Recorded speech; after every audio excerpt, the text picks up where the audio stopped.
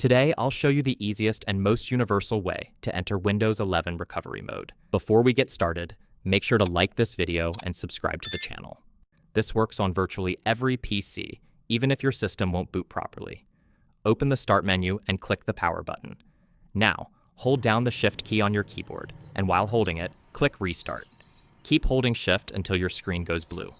That's it. Windows will now restart directly into the Windows recovery environment, also called WinRE.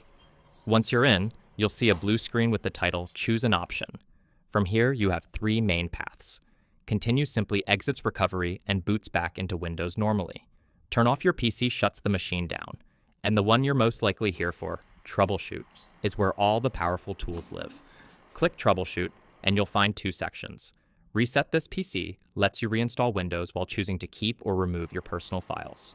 And Advanced Options gives you access to Startup Repair, System Restore, Command Prompt, going back to a previous Windows build, and more.